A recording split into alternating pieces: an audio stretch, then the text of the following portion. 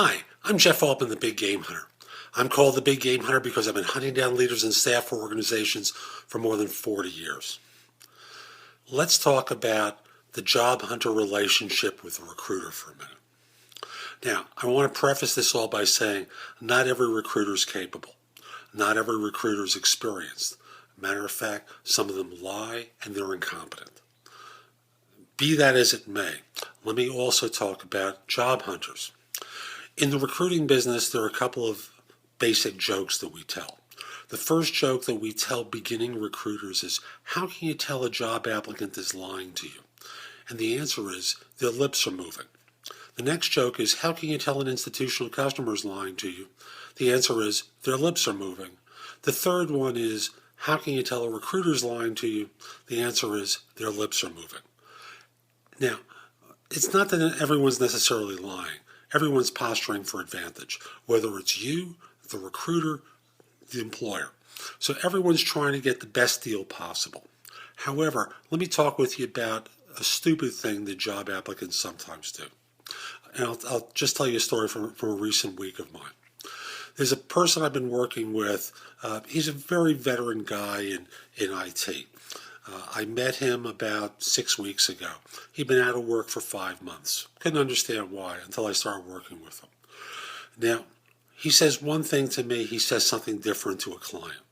Now, I have relationships with the firms I work with. I've worked with them for years. They trust me. With one of the clients, this is a firm I've worked with since they were $500 million in size. They're quite a few $1 billion in revenue now. I think this is close to $8 billion in revenue. So I go back with them a long way, and I've worked with this practice for a long time. So I ask him a question. Would you accept less than what you're making now? He says, yeah, I guess so.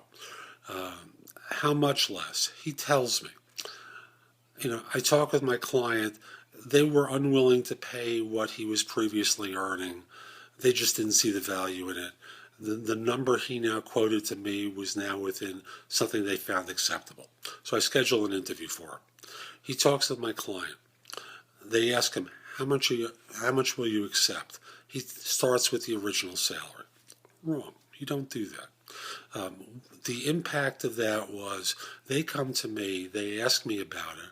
I tell them what my conversation was. They in turn respond by saying, we want to verify that, so we called him a second time and asked him a question again. He stated the same high number, and we're not interested. That's the impact of deception. You say one thing to a recruiter, then you say something different to the client, to the firm that's interviewing you. You think you can negotiate at the end? You can't. You have to at least make them fall in love first. Because as I say to people all the time, no love, no money, no honey. You can say things like, I was making such and such. I'm flexible. I prefer not to be flexible, but if it's what's necessary to get a job with an organization I respect and admire, doing work that I'd love, I'll take a few dollars less. But when you say one thing to a recruiter and something different to a client, understand the company and the recruiter have a lengthy relationship with one another. They know you're lying.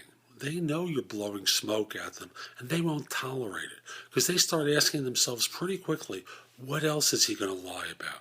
Where else are they going to give me a headache that I don't really need to have? We don't really care because we're looking for someone who's honest and forthright, not someone who's going to, shall we say, finesse us all the time. So that's my reminder for today. Be honest about things. If you say something to a recruiter, stick with it. I'm Jeff Altman, the Big Game Hunter. If you like today's video, come over to my website, jeffaltman.com. I have more there, or you can watch them on YouTube. If you're watching this on YouTube and you liked it, click the like button. It lets other people know that the videos are good. While you're at my website, jeffaltman.com, sign up for a complimentary subscription to my e-zine, which is called No BS Job Search Advice. I publish it on Tuesdays with advice for job hunters.